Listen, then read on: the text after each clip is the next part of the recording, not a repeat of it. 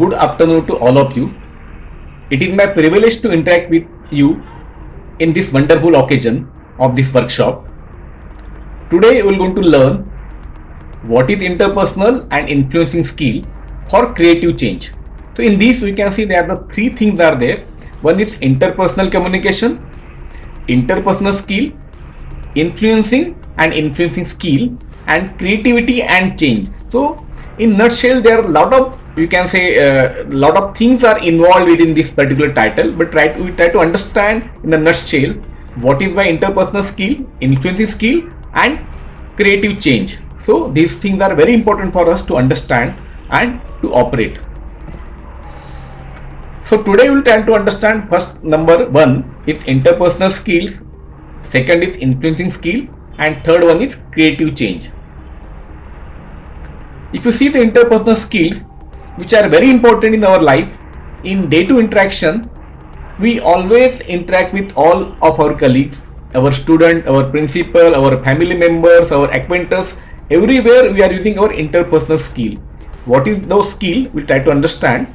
So interpersonal skills are the skills that we use to communicate and interact with other people, both individually and in groups.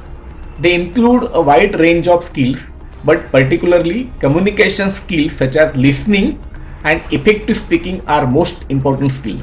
So there are the two types of skills are very important here. One is listening and effective speaking.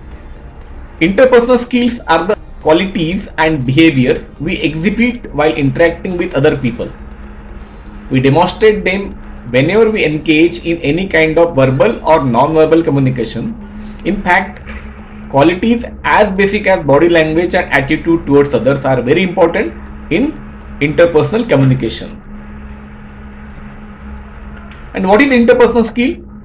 Interpersonal skills involve the ability to communicate and build relationships with others. Often called people skills, they tend to incorporate both your innate personality traits and how you have learned to handle certain social situations. So it depends on how you build relationship with others. That is your people skill, how you communicate with others, how you gel with others. And two factors are very important. Number one is your personality, what you are, and on that basis how you learn to handle the certain social situation. It may be your interaction in the classroom, interaction with the students, interaction with the school authorities, or the interaction with the college authorities. All things are very important for us to understand and to handle effectively. So that effectiveness can become through the interpersonal skills. If you see, the interpersonal skills are valued in most of the situation because they contribute to positive work environment and help to maintain an efficient workflow. So interpersonal skills are very important for us. It are very valued because it will create a positive work environment. Wherever you are, the positivity will going to flow and it will maintain the workflow efficiently. So lot of serenity, lot of happiness can be maintained within the workplace when you are having the interpersonal skills. What types of interpersonal skills are there? Mostly 2 or 3 very important types of skill we have to cover, because I have to cover the n number of gamut of within this topic. So we'll see what is that. Communication is very important, what you have seen earlier also. One of the most important interpersonal skills in any job is communication. How you communicate? You will need to be able to communicate clearly and effectively with others through both oral and written communication. So both oral and written communication, we try to communicate our ideas, our wishes, our feelings. So very important things are our verbal and non-verbal communication. Along with that, nowadays you are to writing the email, you are writing the letters, you are doing a lot of things. So written communication, verbal communication, and non-verbal communications are very important in our today's life and understanding the interpersonal skills. Most interpersonal skills can be grouped under 4 types of communication. What you have seen, that is verbal, listening, written, and non-verbal. So all these 4 communication skills should be very apt. It should be very well learned to understand to have the good interpersonal communication, to have the good interpersonal skills, that also can be inculcated with your students while you are dealing with them after this pandemic or during this pandemic. So how to improve the interpersonal skills? I can see a lot of students, they are very shy, they won't speak. Even in this picture you can see that one girl, she is very good at study, but she is not able to communicate properly. She is not a team leader, she cannot be involved in collaborative works, and that is the need in today's world, when our students, they deal with the teamwork, they have to deal with some kind of projects, and all other things are very important from their overall personality development, overall improvement. So we try to understand how to improve the interpersonal skills. So number one is cultivate a positive outlook. How it can do that? Because positive outlook is very important. Teach yourself to be positive by reminding yourself every day of good things about your life and your job. So there are always some kind of very good things in your life which can always remember, and you have to cherish, that you have to bring in your workplace. If you are upset about a personal matter, set those feelings aside until completion of work. If anything happen, because in life there are a lot of challenges are there, but what happen? You are not supposed to bring all these things in your workplace, at your college, at your department, at your office. You have to keep it aside for time being until you are completing the work. If you are stressed about a work issue, look for positive in the situation and try to build on that. So even in the workplace, a lot of stresses are there, a lot of challenges are there. So within that also you have to see what is the positive outlook, how you can build on that particular situation, and in this way you can overcome that, and you have to cultivate a positive attitude. It is not a simple thing, it will take a lot of efforts from our side. Number two, acknowledge expertise. In our surrounding, a lot of people are very expert. One of the best way to build trust at work is to let your co-workers know you appreciate their expertise.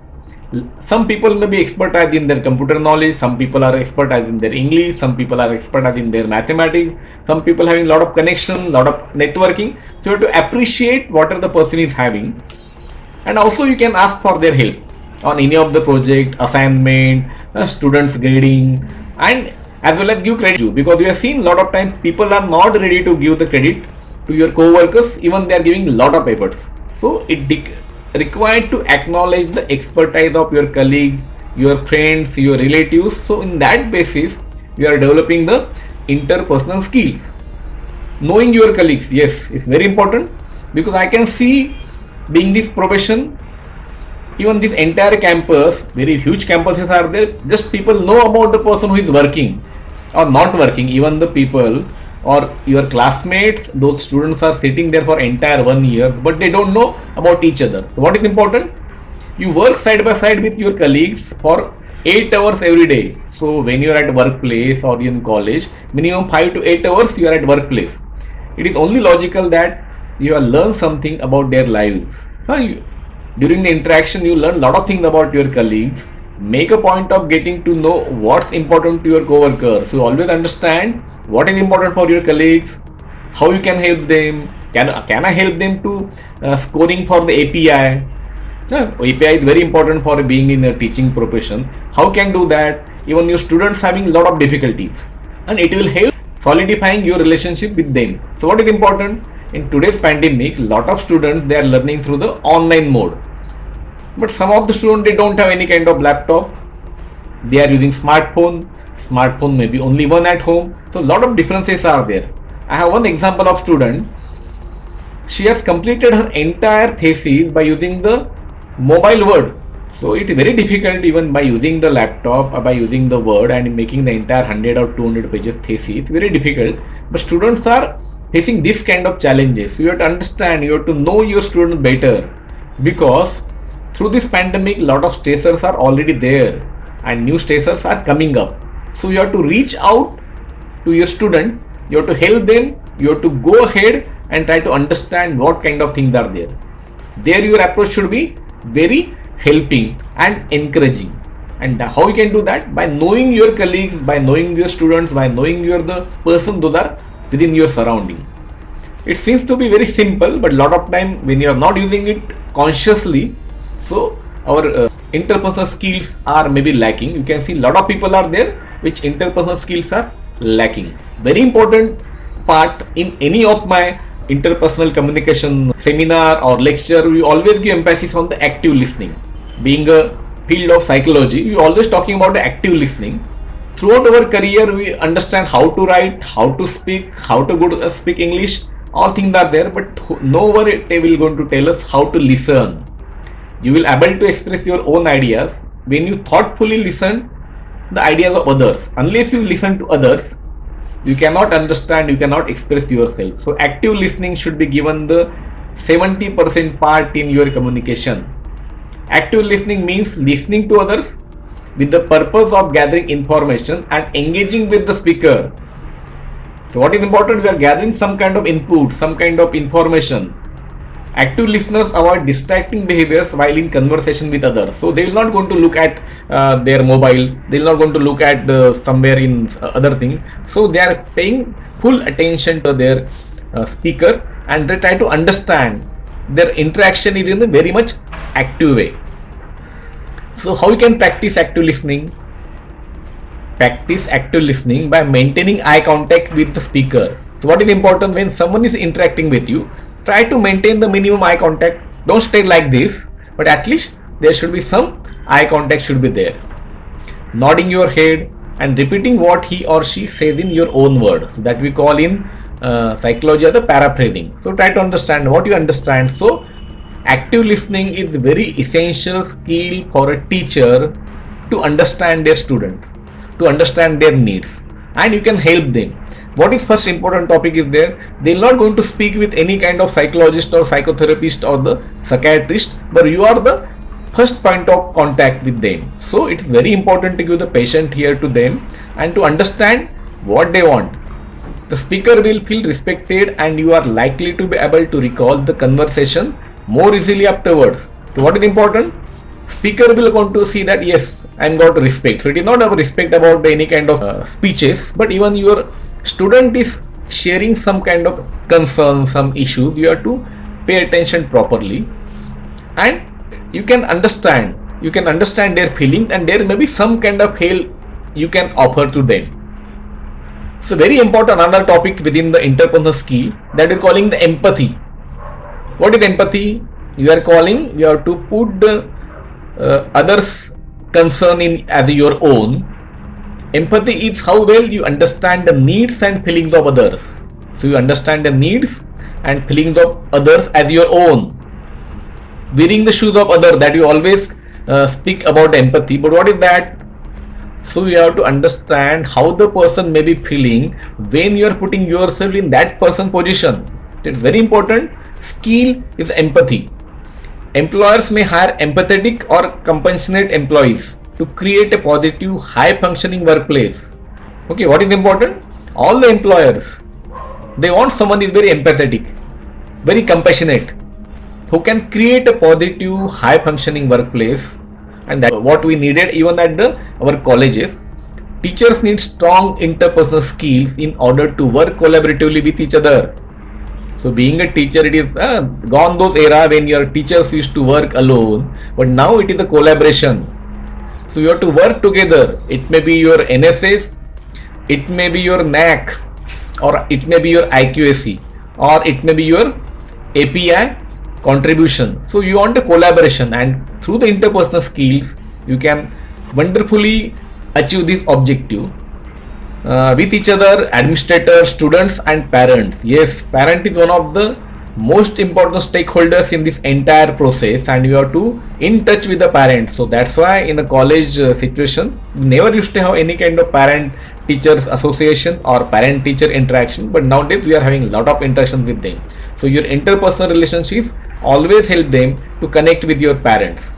An empathetic and patient teacher can help students learn and grow efficiently in their education. So empathetic and patient. So what is happened? Patience means you have a lot of patience to understand, to listen, to give the empathy and understand. So your student can grow effectively in their education and in their life. So all things are very important for them. How we can practice empathy? Gain a well-rounded view of things by putting yourself in other people's shoes. What we discussed before a couple of minutes back. You are to putting yourself in other people's shoes. So you are feeling the same thing. Your feelings are same. This will help you develop empathy for others, which in turn goes a long way in finding solutions that work for all involved. How it can go to help you? This will help you develop empathy for others.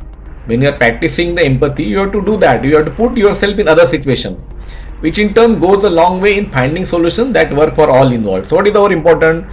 All the stakeholders, teachers, principals, student, parents, everywhere you have to give all the involvement should be there. So that is very important for us.